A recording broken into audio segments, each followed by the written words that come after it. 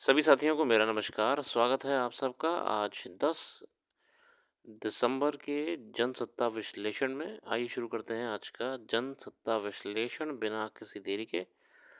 प्रथम पृष्ठ में खबर आती है आरबीआई के नए गवर्नर साहब चुने जा चुके हैं, संजय मल्होत्रा जी। और सुप्रीम कोर्ट ने कहा है धर्म के आधार पर नहीं दिया सकता है आरक्षण। इसी के साथ हमारे राज्यसभा के चेयरमैन साहब, जो कि उपराष्ट्रपति हैं, धनखड़ जी, इनके खिलाफ अविश्वास प्रस्ताव राज्यसभा में विपक्षी दल लाने वाले हैं। हम बढ़ेंगे अपने संपादकीय की ओर और शुरू करेंगे आज का संपादकीय सरदार वल्लभ भाई पटेल साहब के कहे हुए कुछ शब्दों के साथ। जो व्यक्ति अपना दोष जानता है, उसे स्वीकार करता है, वही ऊंचा उठता है। हमारा प्रयत्न होना चाहिए कि हम अपने दोषों को त्याग दें। यही कहीं ना कहीं जीवन में भी अपनाना चाहिए और साथ ही साथ हमें परीक्षा की तैयारी में भी अपनाना चाहिए। जो कमियां आपकी हैं उन्हें एक्सेप्ट करिए, जो फॉल्ट्स आपके अंदर हैं उनको अपनाइए और अ, उनको एग्री करते हुए जीवन में आगे बढ़िए। तो शुरू करेंगे जो संपादकीय बौद्धिक संपदा में भारत की छलांग।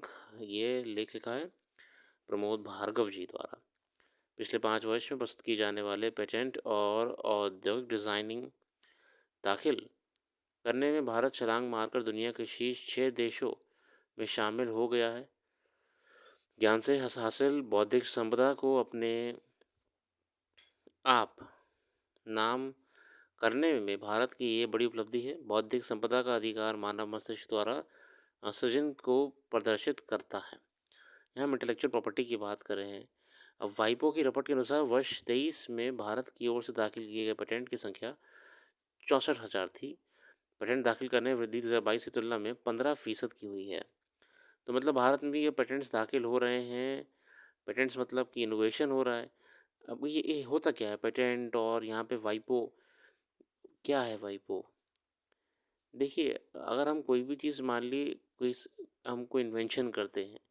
जैसे आपने एक ऐसा मान लीजिए कि ये एक डिवाइस बनाया है जिसे कहीं भी कोई भी एक्सवाइजेड मशीन में लगाने में, मान ली ए मशीन में लगाने से बहुत ही बढ़िया क्रांतिकारी परिवर्तन देखने को मिलता है। और आपका प्रोडक्ट इतना अच्छा है कि ये कंफर्म हो गया है कि आप मार्केट में बिल्कुल कैप्चर कर लेंगे। तो आप फिर इसका पेटेंट फाइल करते हैं। पेटेंट मतलब कि इसका डिज़ाइनिंग क्या है, कैसे बनाया है आपने। पेटेंट फाइल करने के बाद अगर पेटेंट आपका ग्रांट हो जाता है तो अब मार्केट में आपके अलावा कोई भी डिज़ाइन कॉपी नहीं कर सकता, ताकि आप इस प्रोडक्ट को सेल करके अपना मुनाफा कमा सकें। और अगर कोई बना भी रहे, कई कंडीशंस होती हैं, मगर वो हमेशा ओरिजिनल ये रहेगी, ओरिजिनली इस व्यक्ति ने ही बनाया था जिसका नाम है अल्फ़ा। ठीक है। अब ये इनोवेशंस सबसे ज़्यादा यूएस में होते हैं। भारत भी अब धीरे धीरे इस राह में चल रहा है। और वाइपो की रिपोर्ट, वाइपो क्या है, ये विश्व की सर्वश्रेष्ठ संस्था है बौद्धिक संपदा को लेकर। ये इन सब कामों को देखने के लिए, इंटेलेक्चुअल प्रॉपर्टी को देखिए। इन्होंने बताया रिपोर्ट में कि हमने लगभग 64,000 की एप्लीकेशंस फाइल करी थी, 480 2023 में। तो ये बहुत ही कामयाबी की बात है भारत की, कि धीरे धीरे भारत भी उठ रहा है, आविष्कार हो रहे हैं। कोई भी व्यक्ति किसी चीज़ की खोज करता है तो उसे अपनी बौद्धिक संपदा बताते हुए पेटेंट करा लेता है। कंपनियां भी यही करती हैं। मसलन उत्पाद और इसे बनने की विधि को कोई और उनकी इजाज़त के बिना उपयोग नहीं कर सकता है। पश्चिमी देशों द्वारा लाया गया पेटेंट एक ऐसा कानून है जो व्यक्ति या संस्था को बौद्धिक संपदा का अधिकार देता है। मूल रूप से यह कानून भारत जैसे विकासशील देशों के पारंपरिक ज्ञान को हड़पने के लिए लाया गया, क्योंकि यहाँ जैव विविधता के अकूत भंडार होने के साथ उस उनके नुस्खे मानव और पशुओं के स्वास्थ्य लाभ से भी जुड़े हैं। अब तक वनस्पतियों की जो जानकारी वैज्ञानिक हासिल कर पाए हैं उनकी संख्या लगभग 2.5 लाख है।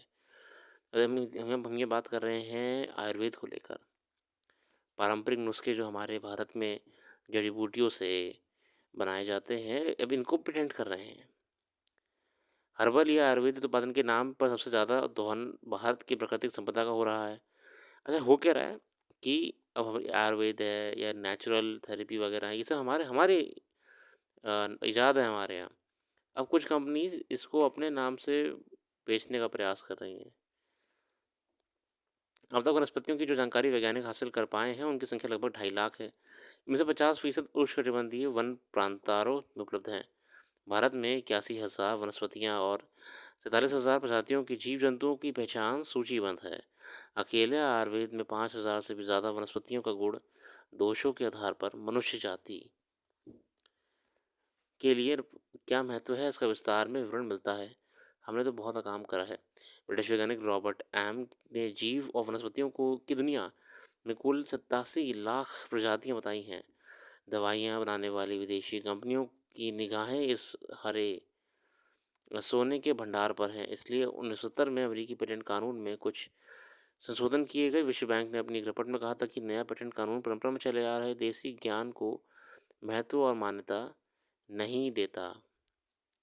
अब ये कंपनी ने देखा ना कि बढ़िया इसमें भी कारोबार हो सकता है बढ़िया हर्बल और दुनिया भर की नेचुरल चीज़ों में, तो वो कंपनी ने क्या करा, कानून बदल दिया कि हाँ इसमें भैया डिजाइनिंग वगैरह पेटेंट आप नहीं करा सकते, ये तो नेचुरल है, ये तो सदियों चला आ रहा है, एंसेस्ट्रल है ना, इसे क्या पेटेंट करोगे आप।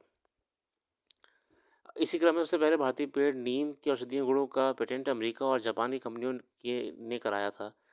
3 दिसंबर 1985 को अमेरिका कंपनी विक्ट के नाम ने नीम की कीटनाशक गुणों की मौलिक खोज के पहले दावे के आधार पर, अब उन्होंने क्या करा, पहले अपने नाम से करा दिया, बौद्धिक संपदा का अधिकार दिया गया था। इससे पहले 1985 में जापान की कंपनी तरीमो के ने नीम की छाल के तत्वों और उसके लाभ को नई खोज मानकर वैज्ञानिक बौद्धिक स्वतंत्रता यानी इस पर एक अधिकार कर दिया था। अब देखिए ना देश कितने तेज हैं, पहले ही अपना कर दिए। हमारे यहाँ तो चीज़ें ये आम हैं, हम लोग कितना कहाँ सीरियसली लेते हैं, मगर हाँ अब ले रहे हैं। सबसे नया पेटेंट भारतीय खरबूजे का हुआ है। इसका पेटेंट अमेरिकी बीज कंपनी मोंसांटो को दिया गया है। मोंसांटो ने दावा किया था कि इसने बीज तथा पौधे में कुछ अनुवांशिक परिवर्तन किए हैं, इससे वह हानिकारक जीवाणुओं से प्रतिरोध है। मोंसांटो तो बहुत बड़ी एग्रीकल्चरल कंपनी है। मोंसांटो ही आपकी सबसे बड़ी जेनेटिकली मॉडिफाइड क्रॉप्स वगैरह बनाती है, जीएम क्रॉप्स वगैरह, मोंसांटो। भारतीय वैज्ञानिकों ने इस हरकत को वनस्पतियों की लूट खसोट कहा। वैश्विक व्यापारियों को अच्छी तरह से पता था कि दुनिया में पाई जाने वाली वनस्पतियों में से 15,000 ऐसी हैं जो केवल भारत में पाई जाती हैं। इनमें 60% औषधि और खाद्य सामग्री के उपयोग की जानकारी आम भारतीय को है। इसलिए हर कोई जानता है कि करेले और जामुन का उपयोग मधुमेह से मुक्ति के उपायों में शामिल है। मगर इनके पेटेंट के बहाने नया आविष्कार बता रहे अमेरिकी कंपनी क्रोमैक रिसर्च ने एक अधिकार हासिल कर लिया है।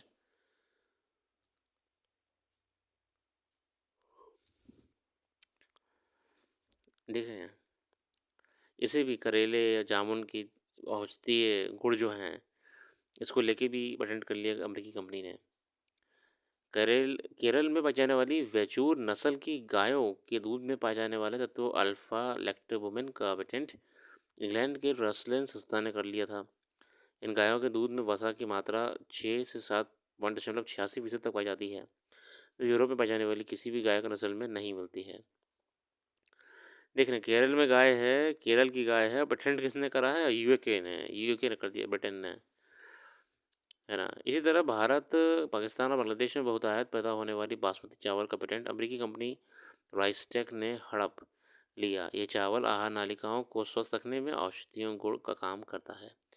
हल्दी का उपयोग शरीर में लगी चोट को ठीक करने परंपरागत ज्ञान के आधार पर किया जाता है। इसमें कैंसर के कीटाणुओं को शरीर में पनपने से रोकने की क्षमता है। मधुमेह और बवासीर में हल्दी असर करने वाली औषधि के रूप में इस्तेमाल होती है। कोरोना काल में विषाणु के असर को ख़त्म करने के लिए करोड़ों लोगों ने इसे दूध मिलाकर पिया था। देख रहे हैं, हल्दी वल्दी इन सब, ये हमारे यहाँ चीज़ें ऐसी हैं कि हमने कभी ध्यान ही नहीं दिया इन चीज़ों के ऊपर। घरेलू हमारे नुस्खे जो हैं, मगर इन घरेलू नुस्खों को कमर्शलाइज करने को ये आइडिया दिमाग में आ गया विदेशी कंपनियों का, और उन्होंने क्या करा भैया, यूके यूएस में इतनी कंपनियाँ बैठी हैं कि भारत में तो आम चीज़ है, तो भारत में कोई इसे लोड ही नहीं लेता है। तुरंत तुरंत इसका पेटेंट फाइल कर लो और इसे कमर्शलाइज कर दो, इसको कमर्शलाइज करो। और वैसे हम जानते हैं कितनी बड़ी संस्थान हैं, WIPO है, UN है, ये सब आपकी कहाँ विदेशी कंट्रोल कर रहे हैं। मगर कोई बात नहीं, दुनिया ऐसी है तो क्या कर सकते हैं। फ़िलहाल भारत में जो इतना है ना रिसोर्स रिच है, नॉलेज में और तमाम चीज़ों में, ये तो पता हो गया है कि हम लोग कम से कम इतनी चालसाज़ी वग़ैरह नहीं करते हैं जितना विदेशी कंपनियाँ करती हैं। अगला आर्टिकल है संवेदन का क्षरण और पहला है विद्रोह बनाम स्थिरता। ये तानाशाह शासकों को लेकर है, जैसे कि हाल ही में सीरिया में तख्तापलट हुआ है। पिछले कुछ वर्षों में तानाशाह शासकों के खिलाफ विद्रोह और तख्तापलट की कई घटनाएं हो चुकी हैं। श्रीलंका और बांग्लादेश में भी कुशासन के विरोध जन आक्रोश फूटा और सत्ता परिवर्तन हो गया। सीरिया इसका ताज़ा उदाहरण है, जहां विद्रोही गुटों ने बशर अल असद का तख्तापलट कर दिया। हम जानते हैं कि बशर साहब का जो कार्यकाल रहा है, इनके पूरे परिवार का, असद परिवार का, वो लगभग 50 साल का रहा है। और करीब 13 वर्ष पहले असद को सत्ता हटाने की मांग के साथ वहाँ जन आंदोलन उभरा था। असद के फादर प्लस इनको मिला के 50 साल का रहा है। और असद असद अकेले अकेले खुद ही ये पिछले 13 साल से मौजूद हैं गद्दी पे। सीरिया में इस बार सेना ने एक तरह से आत्मसमर्पण कर दिया और बिना किसी खून खराबे के विद्रोही गुट हयात तहरीर अल शाम यानी HTS ने आसानी से दमिश्क पर कब्जा कर लिया। अच्छा, आर्मी ने भी कोई ज़्यादा विरोध नहीं करा, ज़्यादा खून खराबा होता, आर्मी सरेंडर कर दिया अपना। सीरिया में विरोध की चिंगारी तब फूटी थी जब कई अरब देशों में तानाशाहों के खिलाफ जनाक्रोश भड़का था, जिसे अरब स्प्रिंग कहा जाता है। 2011 की बात है यहाँ पे साथियों, अरब स्प्रिंग याद रखिएगा 2011 की बात है। हालांकि सीरिया में विद्रोही गुट की कामयाबी पर एक बड़े हिस्से में खुशी जताई जा रही है। भारत ने भी वहाँ शांतिपूर्ण और समावेशी प्रक्रिया के तहत सत्ता हस्तांतरण की उम्मीद जताई है। पर यह सवाल अपनी जगह है कि क्या वास्तव में सीरिया में लोकतांत्रिक प्रक्रियाएं शुरू हो सकेगी। इसके पहले तानाशाही से मुक्त हुए लीबिया, अफगानिस्तान आदि देशों की का उदाहरण सामने है, जहाँ तलपलट के बाद भी स्थितियाँ बेहतर होने के बजाय बदतर ही होती दिख रही हैं। चीज़ें तो आपकी बहुत ही चिंताजनक है सीरिया में, मगर अब देखते हैं। फिलहाल वहाँ के लोग तो खुश दिखाई दे रहे हैं, जनता ने बहुत सपोर्ट करा है विद्रोही गुटों का। और आर्टिकल्स में देखें अगर हम, तो यहाँ पे 30 साल में शुष्क हो जाएगी पृथ्वी की 3/4 से अधिक जमीन ड्राई। बहुत ही बढ़िया लेख है, यहाँ पे बताया गया कैसे क्लाइमेट चेंज है। अब आए दिन कोई ना कोई आर्टिकल्स को लेकर आते ही रहते हैं। मैंने ध्यान इसलिए इस पर नहीं दिया था क्योंकि अब कॉप मीटिंग्स हो चुकी हैं इतनी, और UNFCC की मीटिंग्स हो गई हैं इतनी, मगर होता कुछ है नहीं इनमें। सिर्फ जाते हैं, खा पी के अपना आ जा रहे हैं। सहमति पत्र पे बिल्कुल भी सब पीछे हट जाते हैं काम करने को लेके, तो हम भी इसका कितना सोचेंगे।